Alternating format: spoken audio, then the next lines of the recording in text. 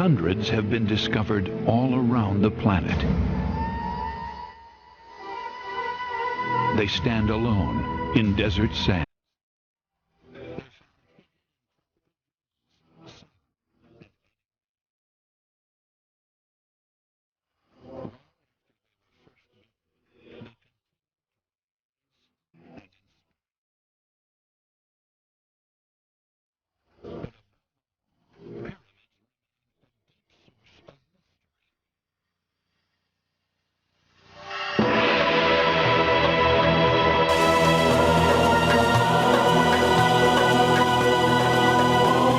What are the secrets of the pyramids?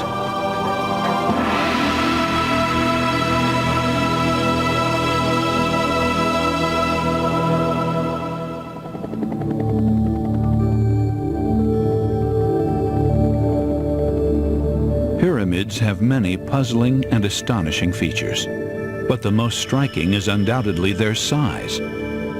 And no pyramid is more imposing than the Great Pyramid of Egypt.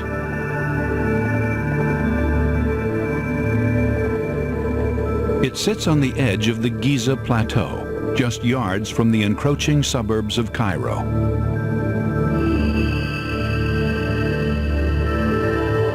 It contains more than 2 million blocks of stone, each block positioned with remarkable precision. The whole effect is as mystifying as it is breathtaking. Pyramids has magic and mystery. Its magic touches your heart. And when it touches your heart, you think about how they were built. Who built them? The size of pyramids has indeed defied the imagination for thousands of years. Early myths told of a race of giant builders.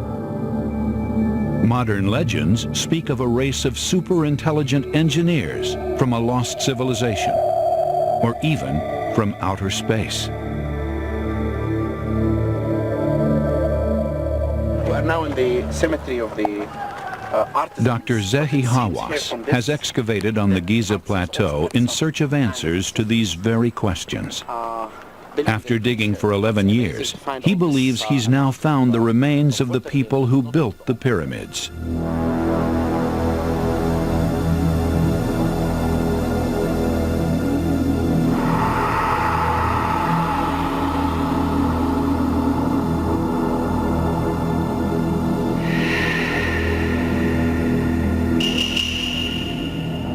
These skeletons were found in a graveyard just half a mile away from the pyramids. It was a cemetery for a vast workers' camp. We found the bakery for making bread and an area for sorting salted fish. And that's why I call this whole thing the workman community. They were not people came out of the space. They were not giants. They were people like us. But how exactly did these ordinary Egyptians set about building the pyramid? The stones were quarried from the Giza Plateau itself. The rest was mostly thanks to blood, sweat, and tears. Dr. Hawass has calculated that 20,000 men working in gangs could have pulled the stones on sledges and up ramps that wrapped around the rising pyramid.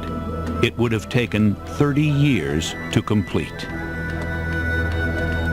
Every household in ancient Egypt used to participate in building the pyramid by sending workforce, by sending grain, food to help the king in building his pyramid. The average laborer would start work as a teenager and pull 3,000 to 4,000 tons over the next 20 years. But how did the ancient Egyptians learn to build with such precision? The Great Pyramid, crowned with a golden capstone, was built for King Khufu in 2500 BC.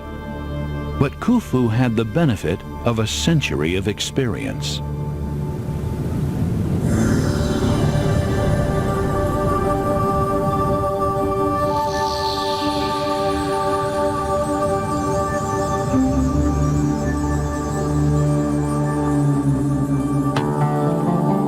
Just 10 miles south of the Giza pyramids is Saqqara, another complex of pyramids.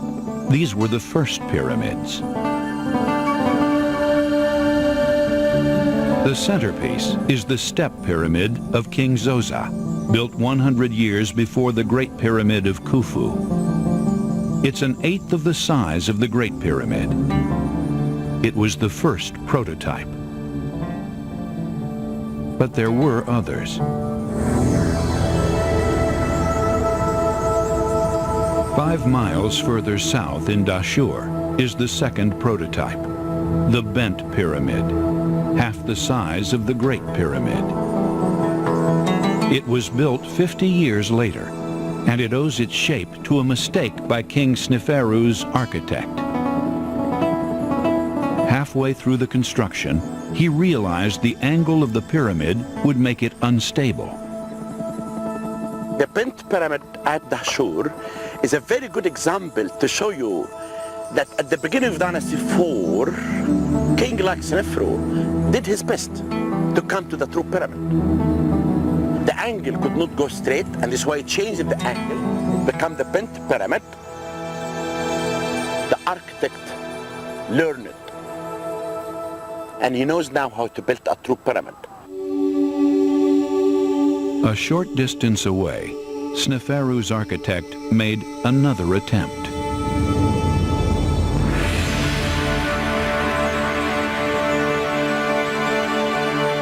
The result was the Red Pyramid, the first true pyramid in history.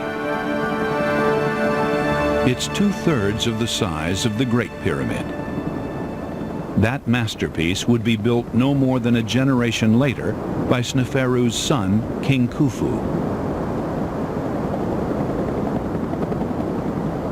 The pyramid shape became so popular, a further 100 smaller pyramids were built over the next 1,000 years. They've all been ravaged by the wind and by looters, but their remains can still be seen dotted around the desert.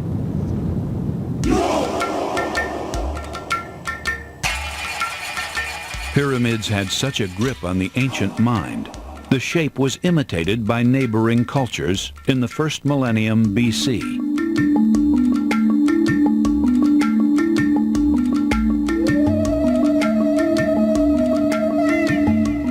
This is the largest concentration of pyramids anywhere in the world.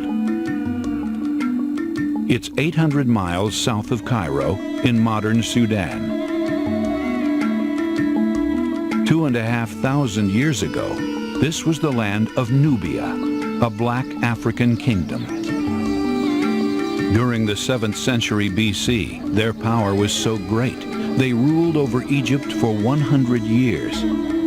Like modern Sudanese, the Nubians lived by the Nile River. And like the ancient Egyptians, they built their pyramids on the edge of the desert. But the Nubians erected over 180 pyramids, twice the number built by the Egyptians. They're all much smaller, on average only 50 to 100 feet high, and the angle of their slopes is much steeper. Excavations of Nubian pyramids earlier this century proved crucial in understanding the purpose of Egyptian pyramids. Egyptologists suspected that pyramids were built to bury pharaohs, but there was no proof. The Egyptian pyramids had been looted in antiquity. The few royal mummies unearthed, such as Tutankhamun's, were found in rock-cut tombs.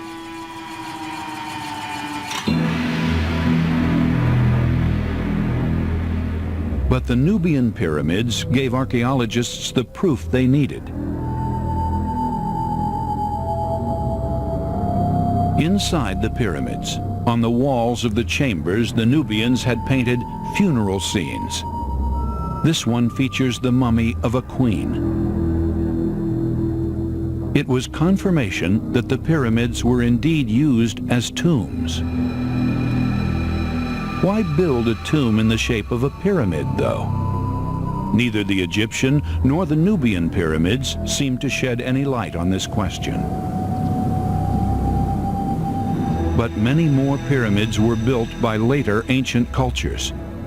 All these pyramids emerge at about the same time, and they may provide clues to the meaning of the pyramid shape.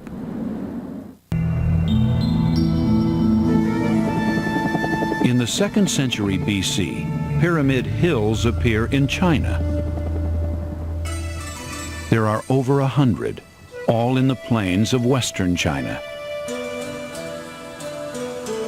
These structures are built in clay and are slightly smaller than the Egyptian pyramids. According to legend, the first emperor of China is buried inside this one.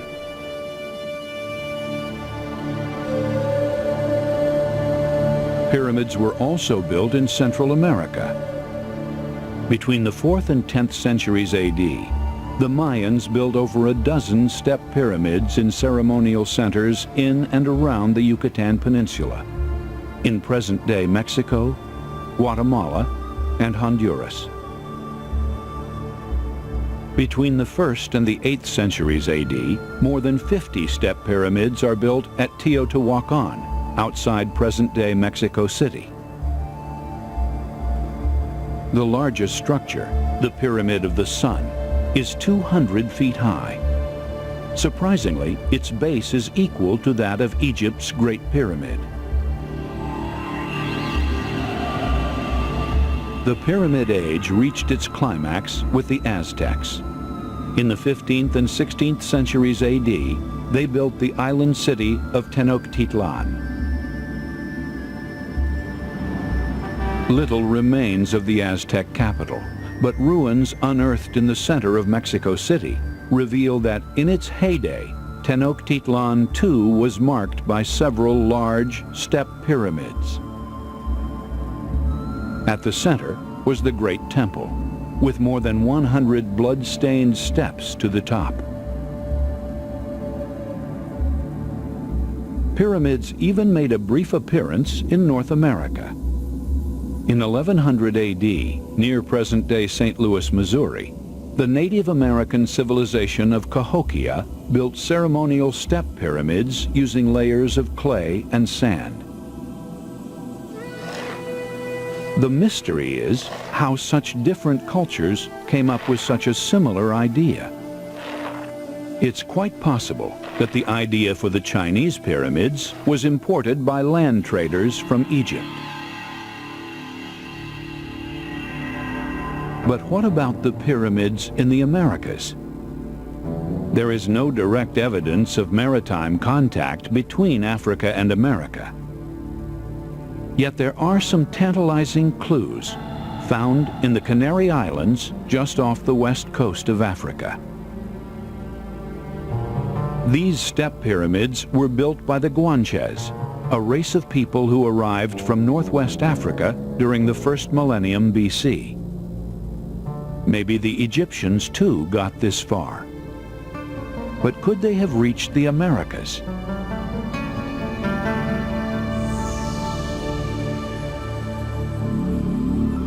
Derivatives of tobacco and cocaine, plants which only grow in the Americas, have been found in the tissues of some ancient Egyptian mummies. Perhaps there was some sort of rudimentary contact between the two continents.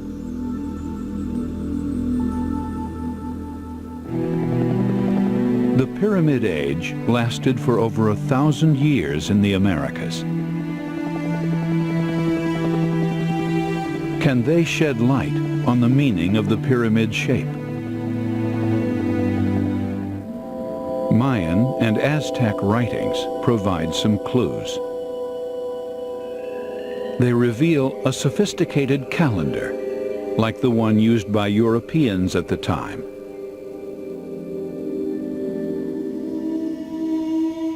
It suggests that the top of the pyramids were used to observe the heavens and track the movement of the sun, the moon, and the stars. This was not their only function. Unlike the pyramids in Egypt and Nubia, those in the Americas have steps leading up towards temples at the top. And these temples particularly the Aztec ones, were the sites of a gruesome ritual.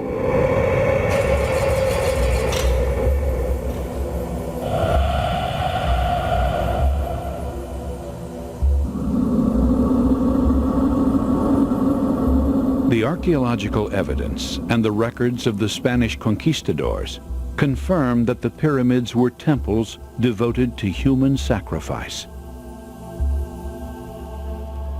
But stargazing and ritual sacrifices could have been performed on any kind of platform. So why do so from one shaped as a pyramid? According to Princeton University's David Carrasco, the key feature of the Central or Mesoamerican pyramids is that they point to the heavens. In the Egyptian world, the pyramids were largely used as interior spaces for burials, but in Mesoamerica, the pyramids and the ceremonial centers were exterior spaces. They were theaters. Theaters for the performance of the relationship between the people and the gods.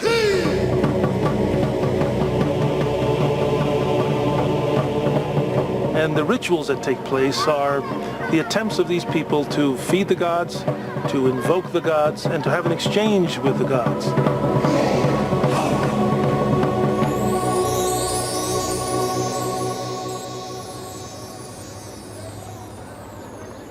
According to this view, the pyramid is a means of getting closer to the gods, a stairway to heaven.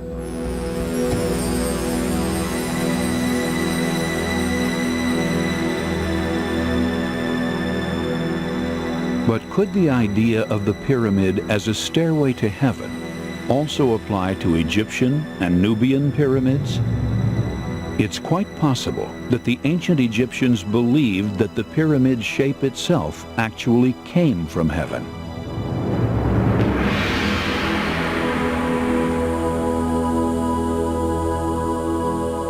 Archaeologists believe this celestial pyramid inspired the ancient Egyptians to see the earthly pyramid as the lowest step of the pharaoh's stairway to heaven.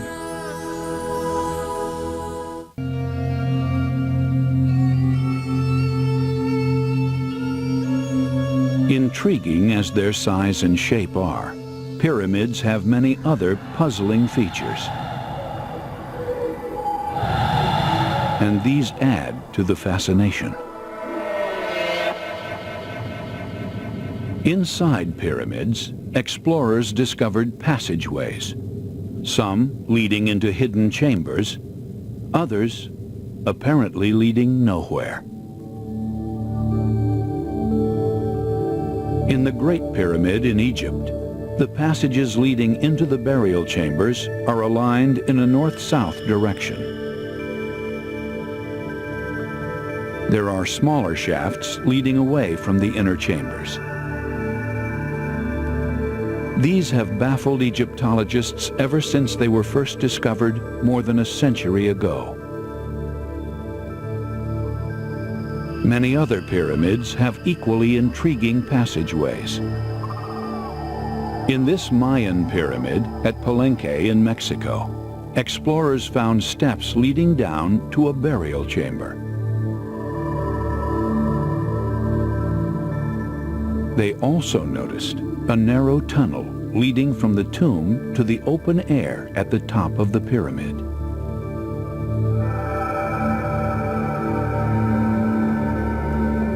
But it's the network of passages inside the Great Pyramid which has aroused the most curiosity. So what purpose could the shafts have served?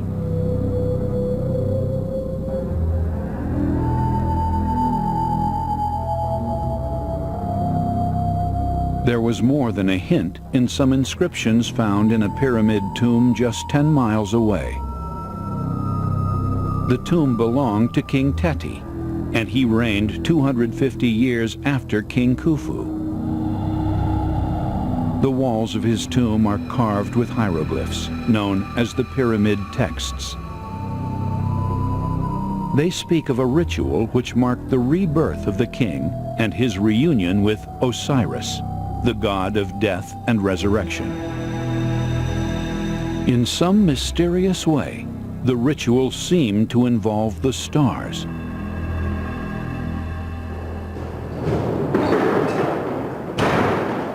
This was the lead that researchers needed. And in 1964, astronomer Virginia Trimble, then at the University of Bergen in Norway, made the first breakthrough. She searched the night sky for any bright stars which may have been in the line of sight of the southern shaft. There was just one small difficulty. The stars in the night sky today are in a different position to where they were when the pyramids were built. This is due to the phenomenon of precession. Day and night is caused by the Earth spinning on its polar axis every 24 hours. But the axis itself has a further and almost imperceptible motion. It wobbles every 26,000 years. As a result, the position of the stars in the night sky changes through time. Virginia Trimble had to make sure she took this movement into account. We realized very quickly that there weren't many bright stars that pass over those southern shafts. The most conspicuous ones at about the right time were Delta Epsilon and Zeta Orionis, the three stars of Orion's belt.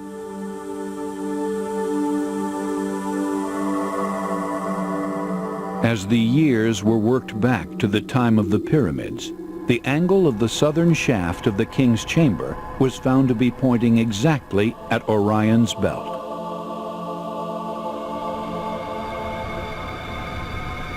So what was so special about Orion's belt? According to the pyramid texts, Osiris was believed to dwell in the stars, and more particularly in the constellation of Orion.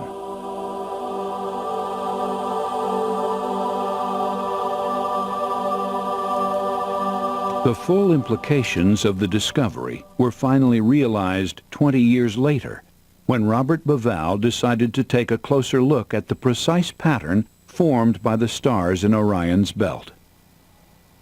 I came along in the 1980s, and I discovered that the pattern of these three stars, Orion's belt, which are three bright stars in a row, and one of them, the top one, is slightly offset to the east. Two bright stars, a dimmer one at the top, and slightly offset to the east. And amazingly, you have exactly the same scheme here at Giza.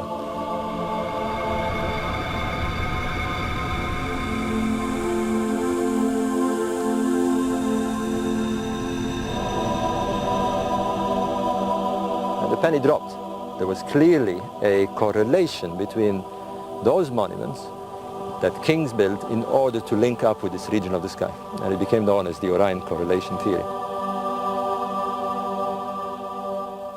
To try and understand the meaning of the correlation, Bauval began to take a wider view of the area around the pyramids. He started with Egypt's most obvious feature, its lifeblood for millennia, the Nile.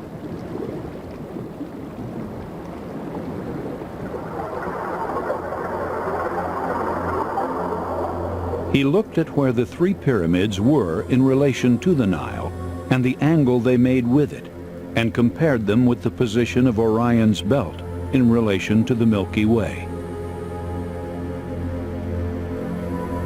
Bauval then looked at the two remaining pyramids of the Fourth Dynasty, which were built strangely for unknown reasons some miles away from Giza. He discovered from original graffiti that the first one at Abu Rawash was also named after a star. The second one was built 3 miles from Giza at Zawiyet El Aryan. He then looked at the overall pattern. Osiris was the constellation of Orion. Therefore, Osiris on Earth was represented by the pyramids in and around the Giza Plateau. The ancient Egyptians had attempted to build no less than a mirror of heaven on Earth.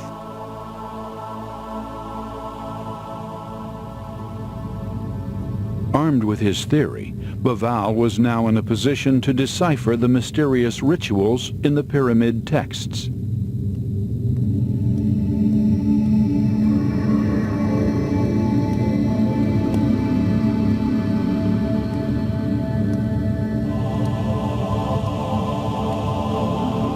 shaft had astral functions. They were ritualistically used, probably in a ceremony that meant the departure of the soul of the king into his destiny in the sky among these stars and among the gods.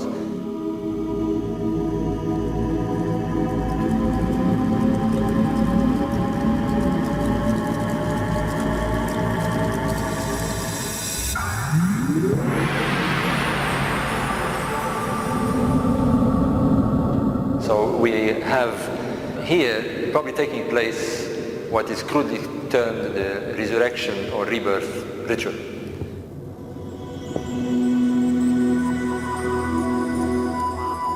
The idea of the pyramid as a resurrection device may shed light on the function of the Mayan pyramid at Palenque.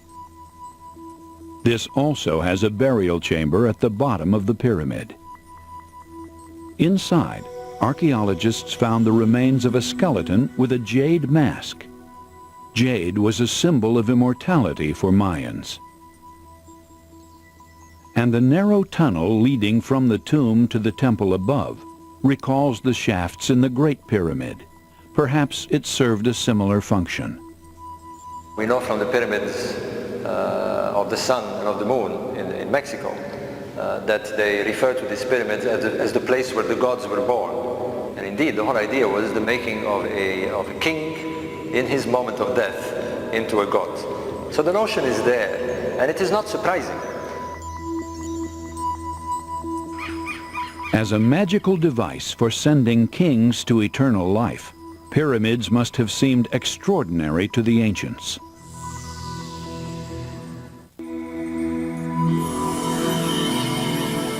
In New Age thinking, the Great Pyramid of Egypt is itself the most powerful stargate on Earth. So is the power of the pyramids all in the mind? Or could it perhaps have some basis in reality? The Great Pyramid has a number of unexplained features which has kept this question wide open. One curious fact is its geographical position. It appears to be at the center of gravity of the continents. If the Earth's landmass is divided into equal quarters, then the longest east-west parallel and the longest north-south meridian intersect precisely at one point: the Great Pyramid. Coincidence or not, this is by no means the only curiosity. For centuries, the pyramids have been featured in local Arab legends. In recent years, historians have begun to delve into this folklore. They have found many references alluding to hidden chambers underneath the pyramids. There were local traditions that you can go in the pyramid and get lost there for days and months. And there are underground passageways that connect to an actual labyrinthine structure, in the center of which there is some source of knowledge or hidden knowledge.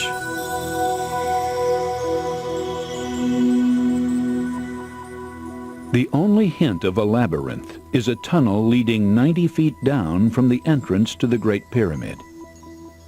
But it stops abruptly.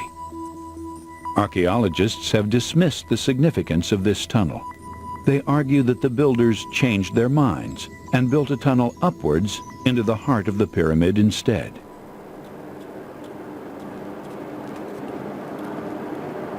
But the possibility of hidden tunnels has been revived in recent times, following a sensational discovery at another pyramid site. In the 1970s, outside Xi'an in western China, there was great excitement when an underground vault containing a vast army of soldiers was unearthed.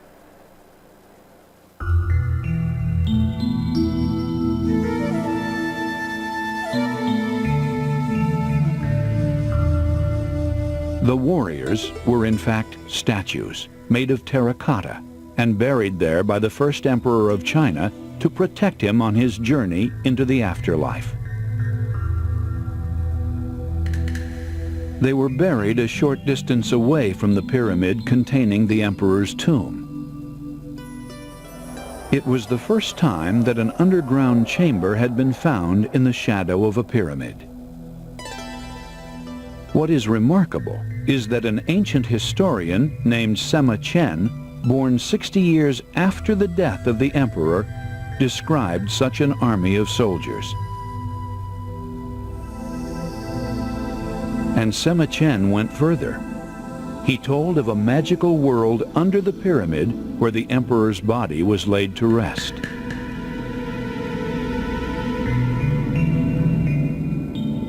The Chinese have yet to excavate the pyramid. They say they are waiting until the technology is ready to preserve the tomb. But according to historians of Chinese religion, there could be more than one reason for their reluctance. There is a fear that if they actually go and dig up that tomb, if they go and disturb the first emperor, his spirit, which has wandered this world for many centuries, will really come out. In there is something very dark and evil, something that terrified them, that still frightens them. They're not going to disturb him because their belief is the same about ancestors. Give the old devil half a chance, he'll come up and get you. For many years, Sema Chen's account of the world under the emperor's pyramid was dismissed as fantasy.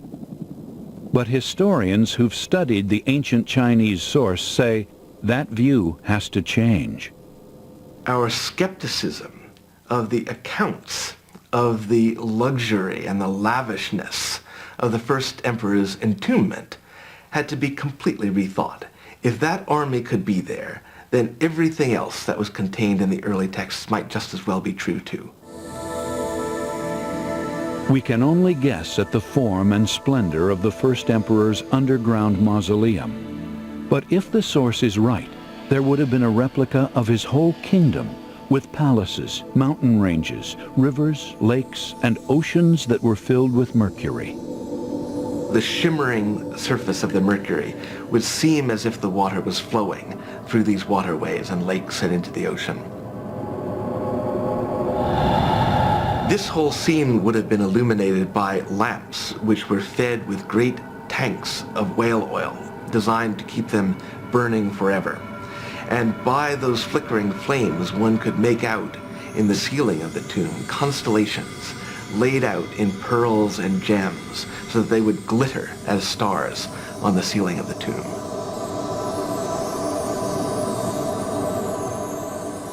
The prospect of such fabulous discoveries under the Chinese emperor's pyramid has excited those pondering what might lie under the Giza pyramids. Could there be something in the old folk tales after all?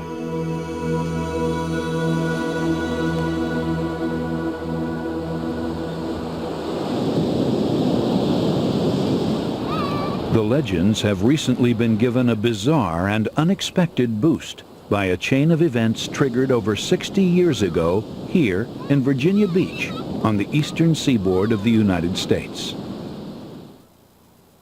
Virginia Beach is the headquarters of a research institute promoting the teachings of Edgar Cayce, a Christian psychic who lived between 1877 and 1945. Cayce could fall into a hypnotic trance at will.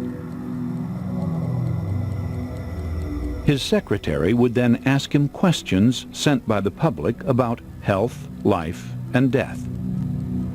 Cayce would answer with insights and prophecies, which were then faithfully recorded. In 1932, Cayce was asked a question about the meaning of the pyramids of Egypt.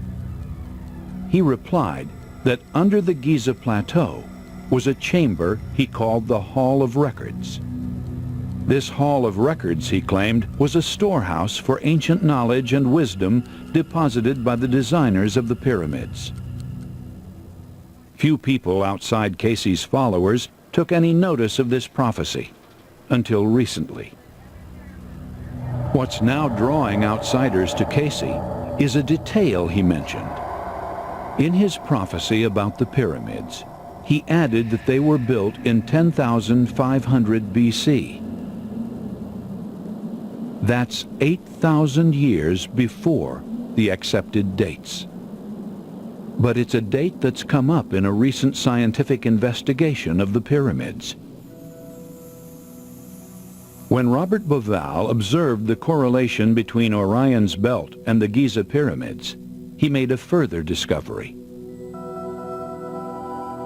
Due to the wobble in the Earth's axis, the position of the Orion constellation moves across the sky over a 26,000-year period. Its lowest point on the horizon was especially important to the ancient Egyptians. It signified the beginning of time, the moment when the god Osiris, symbolized by the Orion constellation, was born. When Bauval checked the date that the Orion constellation was at its lowest point on the horizon, he was astonished. It was 10,500 BC, the date prophesied by Edgar Cayce.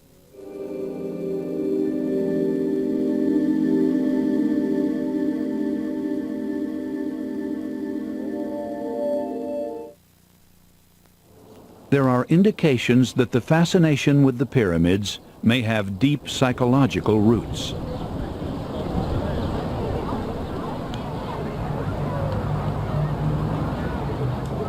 Paris, France. In the heart of the city, a perfect glass pyramid graces the entrance to the Louvre Museum.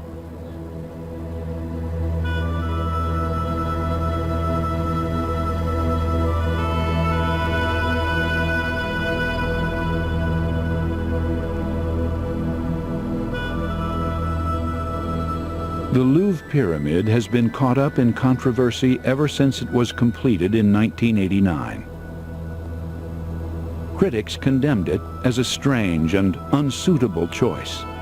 The pyramid, they said, is a foreign idea, born out of an ancient culture, now long gone.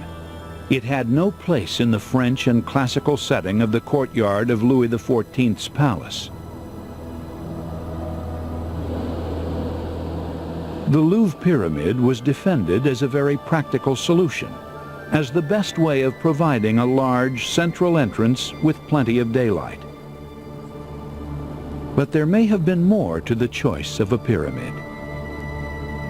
It's clear from the record crowds now flocking to the Louvre that the pyramid itself has become part of the attraction. What is very strange, since this pyramid was placed here, you find people coming in, they sit around, and they are lured by the symbol. The symbol has a potent effect, a potent subliminal effect on the human mind. Studies of pyramid symbolism in history show that it is used over and over as a symbol of life's deeper mysteries. Every now and again, we come across something which looks us in the eyes. We stand before it and we know there's mysteries about it. It demands that we ask questions. It demands that we seek answers. We look at them and we wonder whether somehow, if we understand these pyramids, we will also understand something greater about the divine undercurrent to terrestrial life. This has been a presentation of the Discovery Channel and the BBC World Class Television.